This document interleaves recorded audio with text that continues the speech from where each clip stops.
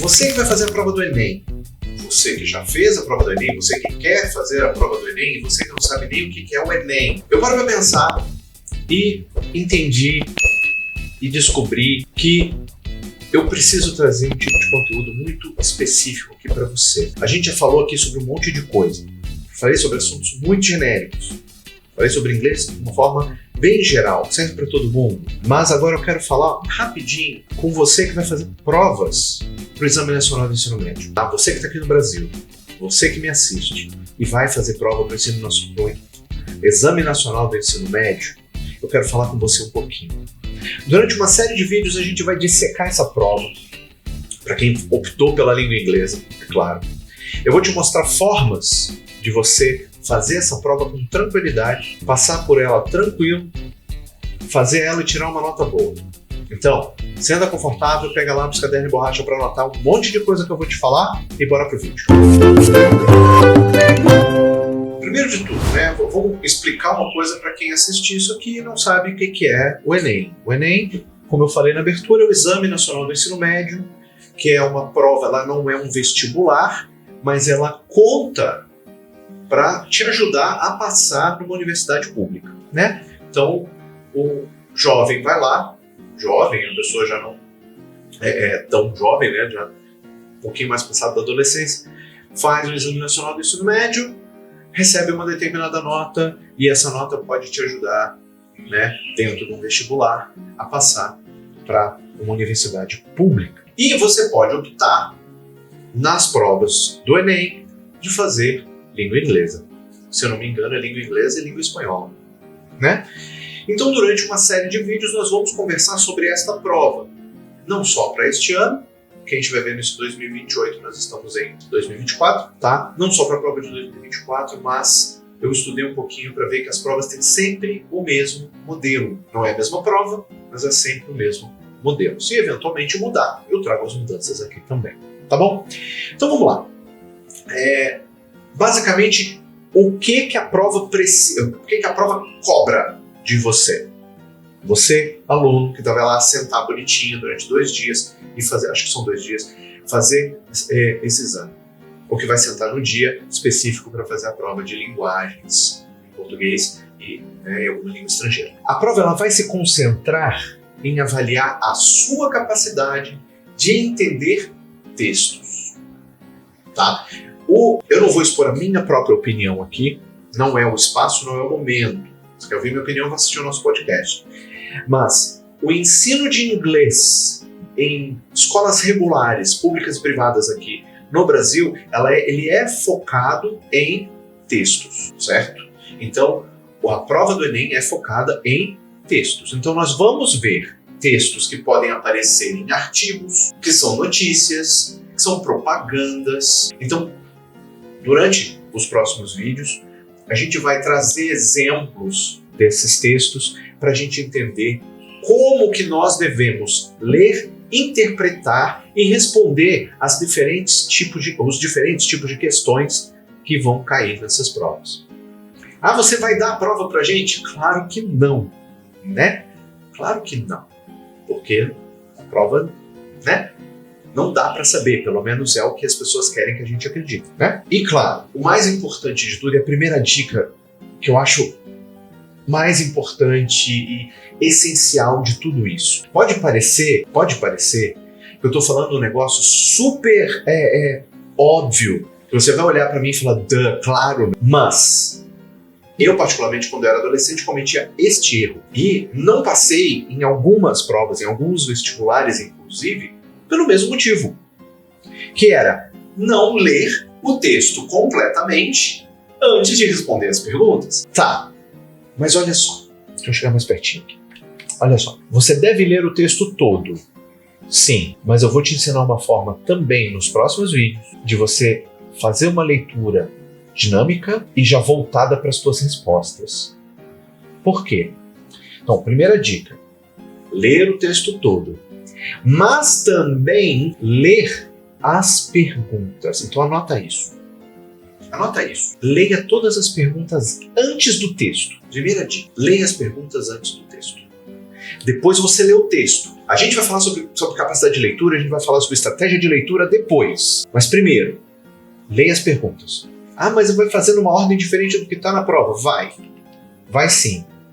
A prova é tua, você faz na ordem que você quiser, tá? Então, leia as perguntas. Depois você vai ler o texto. Acredite, eu tô salvando, eu tô economizando o seu tempo fazendo isso, tá? Legal. Aí, você tem diferentes tipos de perguntas. Você vai ter pergunta discursiva, você vai ter pergunta de múltipla escolha, você vai ter pergunta de completar, você vai ter pergunta de todo jeito. Porque cada ano, nesse sentido, muda. Um padrãozinho é múltipla escolha. Múltipla escolha. Então, você ler as perguntas de múltipla escolha, você ler as opções da questão, da prova de múltipla escolha, e depois você ler o texto. Tá?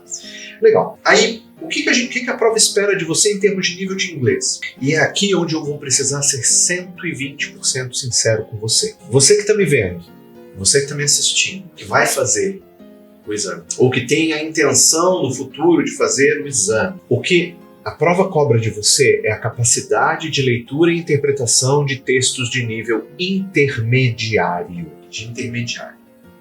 Porque aí, olha só, ele vai cobrar de você. Esses textos vão cobrar de você vocabulário intermediário, gramática de nível intermediário, mas gramática é uma outra história, vamos falar dela já já. Compreensão de ideias principais, ideias secundárias, né? Porque todo texto ele tem uma ideia principal e depois tem uma ideia secundária. Não é simplesmente uma ideia só que é discorrida no texto todo, você tem ideias secundárias, até no plural mesmo. Inferências, que é o que o texto está dizendo com relação ao que ele quer dizer. Interpretação de gráfico, de tabela, de figura. Tá, aí como que a gente vai chegar nesse nível? Como que nós vamos chegar nesse nível? Primeira coisa importantíssima, gramática. 9 entre 10 alunos que eu tenho acham a gramática do inglês a coisa mais complicada que existe na face da Terra. E eu vou falar para você com todo o carinho e amor que eu tenho no meu coração. Não é não. Muito pelo contrário. A gramática inglesa, ela é extremamente fácil, simples e de realmente fácil absorção. Pensa comigo. Gramática do inglês, você vai fazer um Ctrl+C, Ctrl+V com basicamente tudo. Enquanto a gramática da língua portuguesa, você tem que aprender 6 conjugações verbais para cada verbo existente em cada tempo verbal existente. Eu fiz uma conta rápida. A gente faz mais de 50 conjugações verbais na língua portuguesa. Mais de 50 para cada verbo. E se a gente aprende 100 verbos, são 5.000 conjugações. Enquanto em inglês, você tem uma conjugação para o presente, uma conjugação para o passado e uma conjugação no particípio. Aí você tem uma variação com o ing e acabou. Ah, mas aí tem no presente que bota um S. Tá bom. Vamos considerar que são 5 formas verbais para todos os verbos. Na verdade, para cada verbo, né? 5 formas para cada verbo em todos os tempos verbais. Enquanto aqui são 6 para cada verbo em cada tempo verbal. Então, gramática da língua portuguesa dá trabalho. Gramática da língua inglesa é super fácil. Na minha opinião, agora eu vou dar a minha opinião para você, porque para mim é o mais importante, é o vocabulário.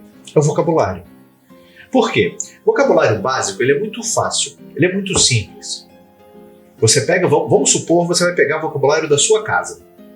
Aí você tem porta, você tem parede, você tem estante, você tem quadro, você tem cadeira, você tem chão, você tem escada, você tem mesa, fogão, geladeira, televisão, micro-ondas. São tranquilos. Agora, se a gente fala sobre o ponto de vista de um artigo técnico, falando, por exemplo, sobre biodiversidade, e aí você precisa trazer um pouquinho do seu vocabulário um pouquinho mais para cima. Como nós vamos aprender esse vocabulário? Simples. Lendo e estudando. Aqui não tem o que fazer, tá? Então, já vamos resumir tudo que a gente falou aqui. Primeira coisa, leia as perguntas antes do texto. Leu as perguntas? Nas perguntas de múltipla escolha, leu as opções? Legal. Agora você lê o texto. O texto vai te exigir um vocabulário mais de nível intermediário. Ah, é um negócio super rebuscado, super... Não. Acredite, é até simples. Porque nível intermediário, o que ele vai te cobrar não é exatamente um vocabulário riquíssimo, nem uma gramática toda rebuscada, mas é a concomitância, é a sobreposição de ideias. É a tua capacidade de entender um segundo idioma, ideia primária, secundária, inferências, referências, certo? Fontes e, obviamente, criar ligações ali entre uma coisa e outra, certo? Então, para os próximos vídeos, a gente vai fazer esse vídeo só para realmente apresentar essa ideia, mas para os próximos vídeos a gente vai começar a ver exemplos desses textos, como que a gente poderia estudar para eles, como que a gente pode executar a feitura desses textos durante a prova para tirar uma nota boa, tá? Vamos fazer eventualmente análise de provas antigas, então fica aqui comigo, tá bom? Eu sou o Rod Krebs, você está no Conexão Britânica, maior canal de inglês britânico do Brasil. Se você gostou, deixa um like, compartilha, me dá ideias. Você fala, poxa, eu queria falar sobre o Enem desse ano assim. Ou, poxa, você poderia falar sobre a prova não sei o que desse jeito. Me dá ideias. Me dá ideias que a gente traz para cá e a gente discute junto. Beleza? Então, muito obrigado pelo seu view. Eu vejo você no próximo vídeo dessa série ou em qualquer outro vídeo. Valeu? Abraço. Tamo junto. Tchau, tchau.